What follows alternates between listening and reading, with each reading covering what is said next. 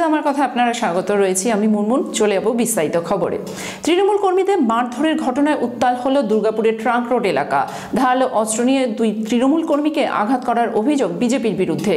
ঘটনায় আটক এক বিজেপি কর্মী, অভিযোগ অস্বীকার করা হয়েছে বিজেপির পক্ষ থেকে। লোকসভা নির্বাচনে 29 এপ্রিল বর্ধমান দুর্গাপুর কেন্দ্রে ভোট হতে চলেছে। আর এই নির্বাচনকে কেন্দ্র করে জোর কদমে শিল্পাঞ্চল দুর্গাপুরে চলছে প্রচারের কাজ। তারই মাঝে আজ তৃণমূল কর্মীদের ওপর চড়া হয়ে বেধড়ক মারধর করার অভিযোগ উঠল বিজেপির বিরুদ্ধে। একে ইঁটে করে আর করে খুব মার মেরেছে, বাঁশ দিয়ে ইঁটে করে খুব মার মেরেছে, মাথায়ও লেগেছে।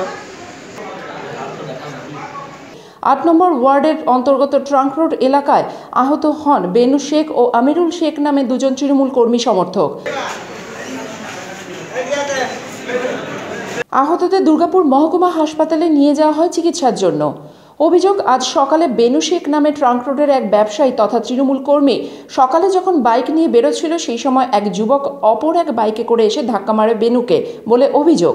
এরপর বেনু এজোন ফাঁড়িতে গিয়ে অভিযোগ জানালে অতুল নামে ট্রাঙ্ক রোডেরই অপর এক ব্যবসায়ী প্রায় 20 থেকে 30 জনের একটি দল ভোজালি সহ ধারালো অস্ত্র নিয়ে চড়া হয় বেনু ও তার এক বন্ধু আমিরুল শেখের ওপর। গুরুতর জখম হয় তারা। আহতদের পরে উদ্ধার করে হাসপাতালে নিয়ে যাওয়া হয়। এই ঘটনার পেছনে বিজেপির হাত রয়েছে বলে দাবি করলেন ওই ওয়ার্ডের পুরপিতা মৃগেন্দ্রনাথ পাল। একটা মোটরসাইকেল যাচ্ছে, সেটা একটু কারোর লেগে গেছে, সামান্য একটা ইস্যু। সেই ইস্যুতে করে তো অটোমেটিক ওখানে কতগুলো ছেলে থাকে বিজেপির, তো চর্চাপড় লাগে। মারামারির কারণটা কি? কোনো কারণ নেই। বিজেপি এখন তেতে আছে, যাকে পাচ্ছে মারছে। বিজেপির কয়েকটা ছেলের নাম লেখুন। বেসনকে ধরেছে রুইদাস, যে ঘটনার সাথে যুক্ত, ডাইরেক্টলি যুক্ত। বেসন রুইদাস, তাকে পুলিশ নিয়ে এসেছে এবং এ থেকে মদত ছিল এবং উস্কাচ্ছিল, সেটা হচ্ছে অতুল বাগচি। আমার দোকানে সকালবেলা 8:30 নাগাদ ঢুকি। সেখান থেকে আমি আমার দোকানটা খুলে দিয়ে, স্টাফরা দোকান খুলে দিয়ে আমি বাইক নিয়ে, স্কুটিটা নিয়ে ইন্ডিকেটার দিয়ে বেরোচ্ছি। আমার বেরোনোর মুহূর্তে একটা পালসার বাইক একদম স্পিডের মাথায় এসে আমাকে অ্যাক্সিডেন্ট করে দেয়। বলার আগে উনি আবার আমাকে বাঁশ দিয়ে আবার মারতে স্টার্ট করে। ওদের দাদাকে তখন সঙ্গে সঙ্গে ফোন করা হয়। অতুল বলে ওইখানকার একটা ডন আছে, ট্যাঙ্ক রোডের ডন অতুল। উনি ওরা 30টা ছেলে মিলে আমাদেরকে এরকম অবস্থা করে।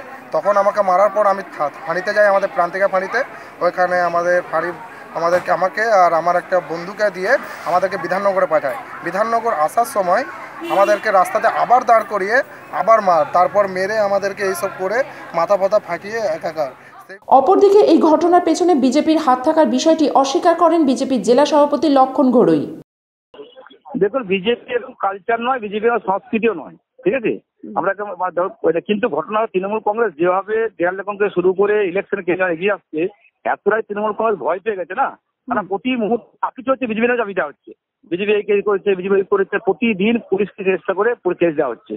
আমরা এর সাথে কোনো বই যুক্ত নয়, এটা সম্পর্ক তৃণমূলের গোষ্ঠীদ্বন্দ্ব, বিজেপির সাথে কোনো সম্পর্ক এখানে নেই। এই ঘটনায় পুলিশ বেসন রুইদাস নামে এক বিজেপি সমর্থককে আটক করেছে। ব্যুরো রিপোর্ট, আমার কথা।